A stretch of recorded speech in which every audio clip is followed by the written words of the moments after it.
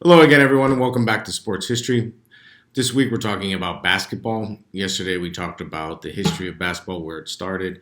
It's truly an American game. It was created here in the United States, up at Springfield College in Massachusetts. And we talked about the evolution of how basketball progressed through the college ranks, ending in what today is $1 billion industry for college athletics, with CBS and Turner paying almost $1 billion a year to the NCAA to broadcast the men's basketball tournament. Shifting gears now, let's talk about the professional side of basketball. Professionally, the first professional team that made a lasting mark here in New York City, what do you think it was? I mean, if you were to think about it, which team made a lasting mark here in New York City on the professional side? Interestingly enough, it was the New York Celtics. Yes, the New York Celtics. Other teams, though, were predominant in the city, the New York Rens and the Harlem Globetrotters. All right, so two teams we don't think about necessarily in the professional side, more on that entertainment side.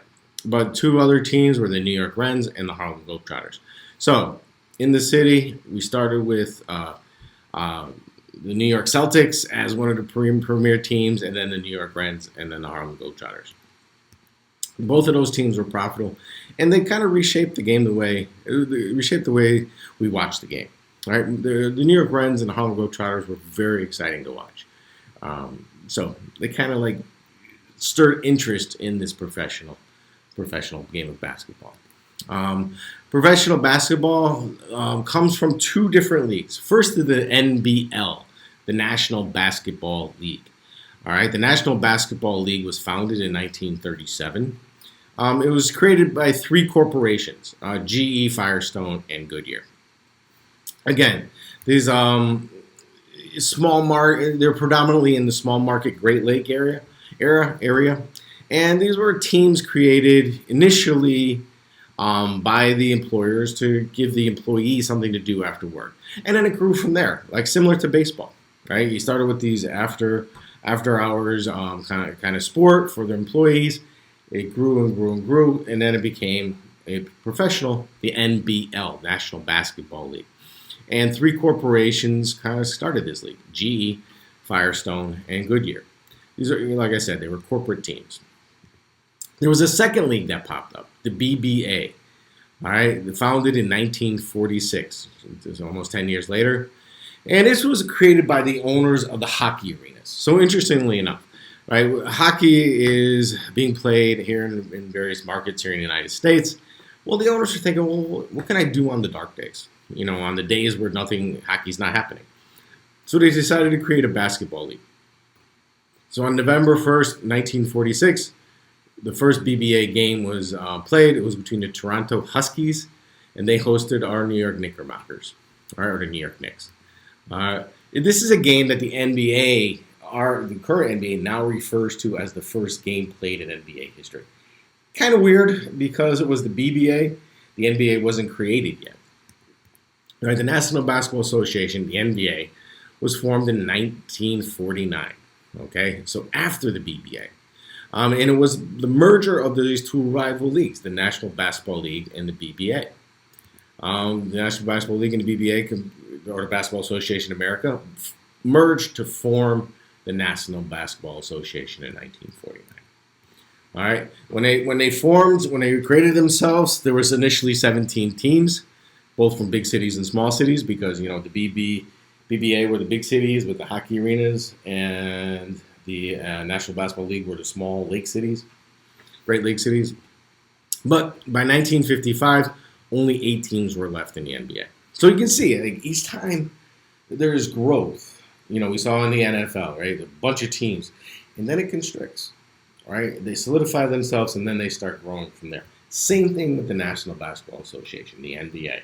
17 teams, they constrict down, solidify themselves, and grow from there. The original 8 teams, New York Knicks, Boston Celtics, Philadelphia Warriors, the Minnesota Lakers, the Rochester Royals, Fort Wayne Pistons, the Tri-City Blackhawks, and the Syracuse Nationals. Those were the original 8 teams, and they're all in existence today. And they have different names, but they're all in existence today. Okay. So let's talk about, when this game was created, it brought professionalized in 1949. Were there people of color involved in the NBA?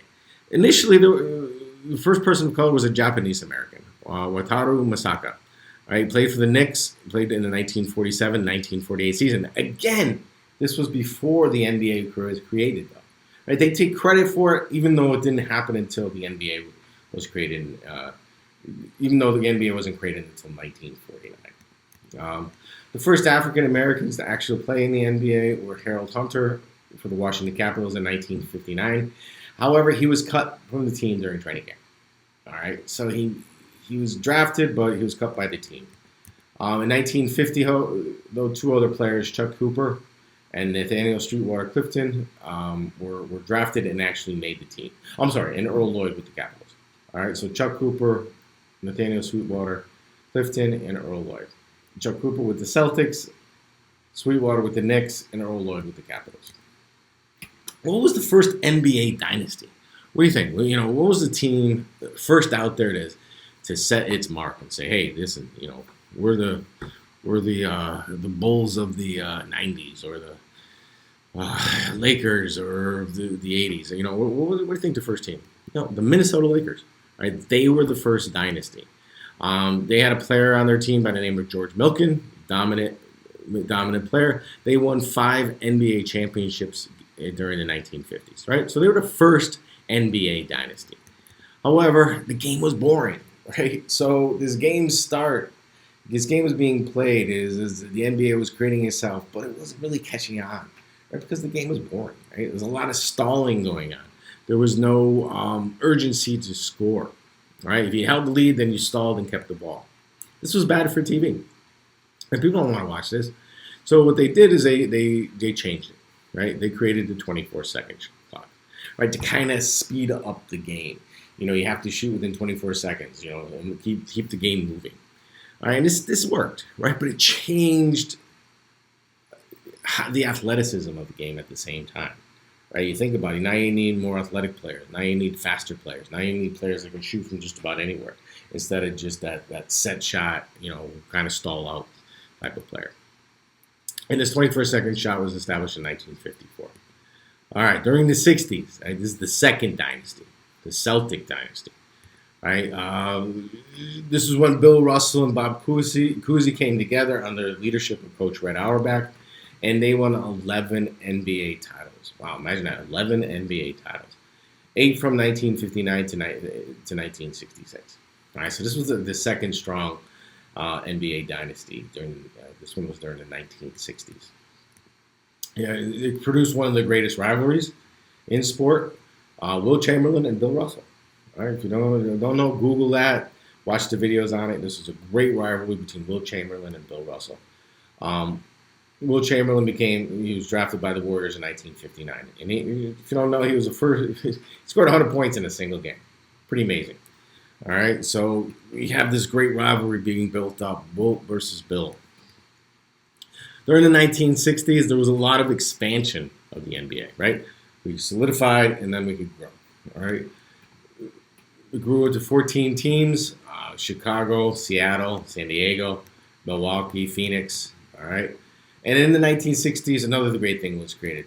It's the 19 NBA logo. All right, the 1969 the logo was created and incorporates the silhouette of Jerry West. Maybe it's outdated. Maybe we should move on from that. But the original NBA logo was created in 1969. It incorporates the silhouette of Jerry West, created by Alan Siegel. All right. So coming out of the 60s, right, this solidification of the NBA, wow, now we have a threat, right? So the NBA is growing, solidifying itself. You got this rivalry between Will and Russell. But, yeah, the Celtics are winning all the time, right? So it's kind of, that aspect's a little bit boring. But a threat appears, right? The American Basketball Association, the ABA.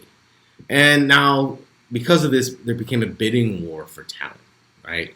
The ABA wanted the talent. They wanted the best players, just like federal baseball wanted in Major League in baseball.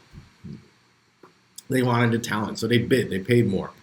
And they brought over some really good players. Rick Barry, Dr. J was probably the most famous, right? So all these players started coming over.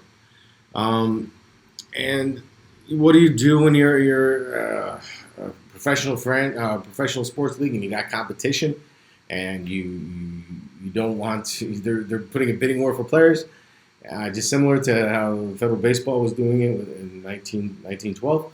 Well, the NBA did the same thing, right? They bought out. The ABA bought out the ABA.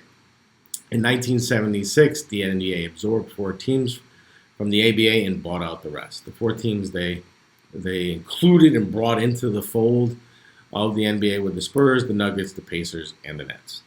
Okay. The NBA, because of their stalling, because it still wasn't caught on, had low TV ratings, low attendance. There were a lot of player-related issues, a lot of reported drug use by NBA players.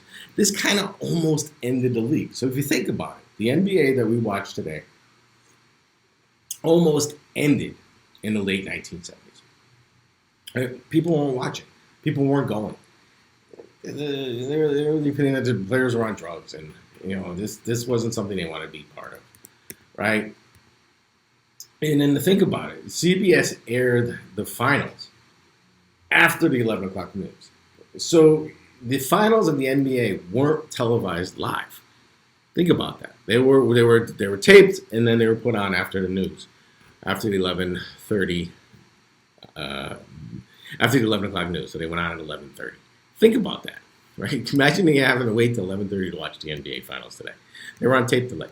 Didn't work. So in the 1980s, the NBA tried to recreate itself, right? Tried to modernize itself, get people involved, make it more exciting. In the 1980s, they added the 3-point line. And lo and behold, they had something happen that helped generate interest in the sport. Larry and Magic. All right, Larry and Magic. Larry Bird and Magic Johnson. Right? They came into the league in 1979, and they created this rivalry, right? This kind of Wilt and Russell kind of rivalry. This bi-coastal Lakers and Celtics kind of rivalry. Same thing that happened in the 60s. And then also something happened in the 80s. They named a new commissioner, David Stern. Right, so all these things combined together to create this energizing aspect of the NBA. And then in 1984, Michael comes in. Right, so all these things came together during the 1980s to kind of revitalize the sport. Add the 3-point line, minor one, Magic and Johnson, Stern named commissioner. Then Michael Jordan came into the league in 1984. Stern, very progressive owner, progressive commissioner, right? He instituted the draft lottery. He brought the NBA back to prime time. He took it off CBS because CBS wasn't putting it on prime time, put it on NBC. And then also did deals with ESPN and ABC. Okay. So Stern, he also put down the longest suspension in history. And I'll put that video up. The Malice in the Palace. Ron Artest, graduate of St. John's University. And a huge fight in the Palace. I'll put that up on the video up on for you on cameras for you to watch. He also implemented a dress code. Right, one of the minor things. Another thing that Stern is famous for is vetoing the Chris Paul trade. All right, so what also made put David Stern as one of the better commissioners is that he globalized the sport. Right? He globalized the sport of basketball, and he did this with the help of the Dream Team in 1992, right? Where we had Michael Jordan and the best players playing in Barcelona. So these two aspects, the 1999 Dream Team and then just Michael Jordan himself, helped globalize this game of basketball to the point where it is now. So we have all of these players from all over the world playing this purely American created sport. So, all right. So I'll put a couple videos up. Dr. J, the Dream Team, I think you already have, and we'll go from there. Any questions or comments, please feel free to contact me, and we'll talk tomorrow. Thank you.